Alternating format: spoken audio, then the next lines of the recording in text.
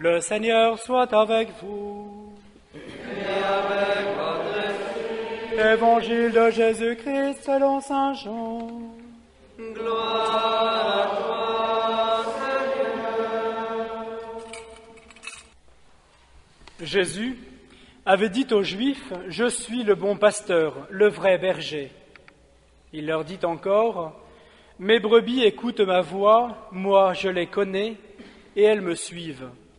Je leur donne la vie éternelle, jamais elles ne périront, personne ne les arrachera de ma main. Mon Père, qui me les a donnés, est plus grand que tout, et personne ne peut rien arracher à la main du Père. Le Père et moi, nous sommes un. »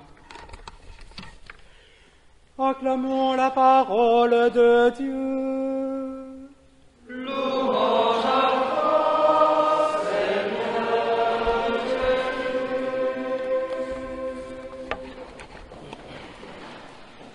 Le Père et moi, nous sommes un. Chers frères et sœurs, si nous lisons le verset qui manque à l'évangile d'aujourd'hui, le verset suivant, au chapitre 10 de Saint Jean, nous apprenons que les Juifs vont ramasser les pierres et tenter de lapider Jésus. Alors, qu'a-t-il dit de si scandaleux pour mériter la lapidation ? Pourquoi cette image si bucolique du bon pasteur résonne-t-elle si fort chez les contemporains de Jésus ? Cela fait la deuxième fois que Jésus risque que de mourir sous les pierres de ses frères. Il cherche à le saisir, mais personne ne portera la main sur lui parce que son heure ne sera pas encore venue. Si le troupeau se sait vulnérable et exposé aux lions, aux loups, voire même aux ours, si les mercenaires avaient plutôt tendance à fuir en cas de danger, on comprend bien pourquoi les brebis avaient tout intérêt à demeurer proches du pasteur, attentives au son de sa voix et désireuses de vivre sous sa houlette. La présence de ces nombreuses représentations du bon pasteur dans les catacombes, que certains d'entre vous ont peut-être visitées à Rome, sont sans doute une réponse. Elles nous donnent une image traditionnelle de l'Église, docile au commandement du Christ. Alors, qui est ce bon pasteur ? Les Juifs n'ont de cesse de poser cette question à Jésus. Qui es-tu ? Es-tu le Messie ? Es-tu le Christ ? Dis-le-nous ouvertement. Cesse de nous tenir en suspens. Jésus répondra ouvertement en prenant des figures de l'Ancien Testament qui sont familières aux Juifs. Jésus le dira, mais l'évidence sera trop forte. Certains diront, c'est un homme de bien, c'est lui le prophète, c'est le Christ. Et d'autres, par contre, vont récriminer. Non, il égare la foule, il a un démon, mais c'est de Bethléem qu'il devrait venir. Tous sont partagés à ce sujet. Même les gardes que l'on envoie pour arrêter Jésus diront à leur retour « Jamais homme n'a parlé comme celui-ci ». C'est d'ailleurs l'un de ces gardes qui reconnaîtra le premier au pied de la croix « Vraiment, cet homme était le Fils de Dieu ».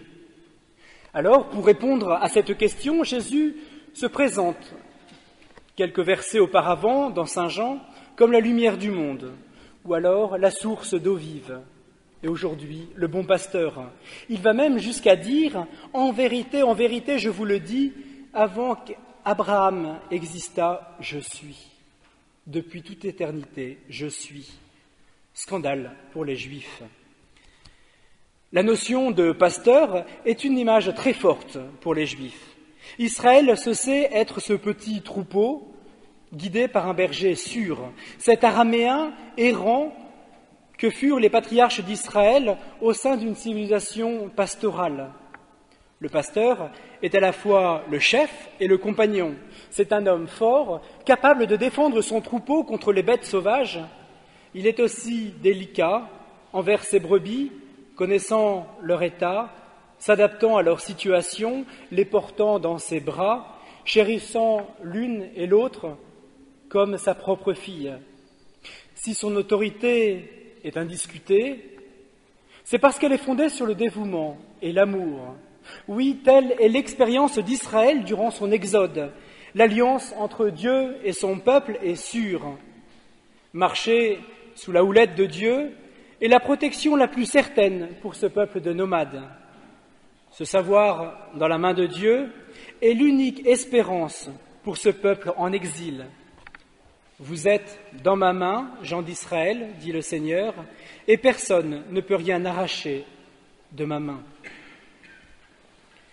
Même si le petit troupeau est malmené, s'il est maltraité par des rois qui vont se succéder sur le trône de David, ils avaient l'assurance que le Messie serait ce berger attentif et dévoué.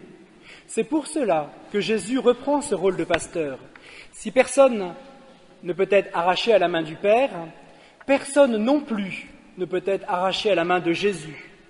Serait-ce la même main? Mais il ne s'arrête pas là. Il ne dit pas qu'il est le Messie, qu'il est l'envoyé de Dieu. Pourtant, cela serait si simple et ça suffirait aux Juifs. Mais il affirme « Le Père et moi, nous sommes un ». Il se représente comme l'égal de Dieu. Il assume en sa personne la divinité du Père. Il se représente comme l'unique bon pasteur. Mais cela est scandaleux pour les Juifs. N'oublions pas, chers frères et sœurs, la profession de foi juive. Écoute Israël, le Seigneur notre Dieu est l'unique Seigneur, il est un. Pour ces chefs religieux, c'en est trop. Ce que tu viens de dire est un blasphème, parce que toi tu es un homme et tu te fais Dieu. Dieu pourrait-il être Père et Fils, tout en restant un? Lui, le Christ, vrai homme et vrai Dieu, devait être un signe en but à la contradiction. Il est venu chez les siens et les siens ne l'ont pas reconnu. D'ailleurs, rappelons-nous un instant la prophétie du vieillard Siméon. Toi, Marie, un glaive te transpercera le cœur. Ce mystère est fou, ce mystère de l'incarnation de Dieu parmi les hommes, dans ce corps d'homme, le nôtre, qui fait du Christ notre frère, devait inexorablement conduire le Christ, ce nouvel Isaac, sur le bois de la croix, pour permettre à tous de rejoindre le troupeau, et non plus seulement Israël. Mais bien plus encore de trouver un berger merveilleux qui s'est offert lui-même en sacrifice pour ses brebis. Ce pasteur s'est offert bien plus largement qu'au petit troupeau d'Israël, à ceux qui l'ont reçu, à ceux qui croient en son nom, il a donné le pouvoir de devenir enfant de Dieu. De ce petit reste d'Israël est né le peuple des croyants.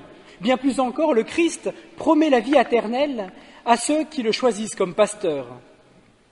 Mes brebis écoutent ma voix, moi je les connais et elles me suivent. Je leur donne la vie éternelle. Là se trouve notre espérance.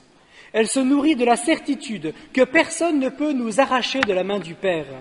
Oui, nous croyons en un Dieu en trois personnes, un Dieu unique, Père, Fils et Saint-Esprit. Comment pourrions-nous mourir si nous vivons de la vie même de Dieu? Telle est notre foi. Nous sommes unis au Christ, en un seul corps et en lui, au Père, dans un même et unique amour. Sous sa houlette, nous savons protéger des bêtes sauvages et des manœuvres du malin. Telle est notre vocation chrétienne. Adhérer par la foi à la personne du Christ et à travers lui au Père, dans un abandon confiant de tout notre être au Dieu qui nous libère de l'aliénation du péché et qui nous donne part à sa propre vie dans l'esprit. Alors, notre réponse à cet appel consistera à consentir à l'action de la grâce en nous. L'œuvre de Dieu, c'est que vous croyez en celui qui l'a envoyé. Alors, à nous d'y répondre généreusement, dans la certitude que Dieu, qui nous appelle, est fidèle. Lui-même accomplira en nous tout ce qu'il nous demandera. Si ce discours du bon pasteur inaugure l'Église, le Christ, lui, l'invite à participer à sa charge de pasteur. Il confie à Saint Pierre la charge de faire paître le troupeau, de faire paître l'Église. Il nous appartient d'y participer en offrant des pasteurs qui feront paître l'Église de Dieu avec l'élan du cœur, de façon désintéressée, en devenant des bergers attentifs, offrant leur vie aux troupeaux. Cette mission confiée par le Christ aux apôtres continue à être exercée dans l'Église jusqu'à la fin des temps. Et c'est par le sacerdoce que le Christ lui-même est présent dans son Église, en tant que tête de son corps, pasteur de son troupeau. N'ayons pas peur de demander dans notre prière des prêtres, d'encourager les jeunes qui ont ce désir. N'ayons pas peur de leur montrer de beaux visages de prêtres, en commençant par un immense respect de ceux qui vous sont donnés. Chers frères et sœurs, en ce jour où nous célébrons le bon pasteur, tournons-nous vers la Vierge Marie, épouse du sacerdoce, implorons son intercession pour que nous ayons des prêtres, de saints prêtres, heureux de faire paître le peuple de Dieu. Même si ce troupeau ressemble un petit peu au petit reste d'Israël, soyons fiers d'avoir un tel grand pasteur. Soyons fiers de servir l'Église, car elle est belle. Elle est le germe et le commencement du royaume de Dieu sur la terre. Et nous avons l'assurance que le Christ, tête de l'Église, nous précède dans le royaume glorieux du Père, pour que nous, membres de son corps, vivions dans l'espérance d'être un jour éternellement avec lui. Amen.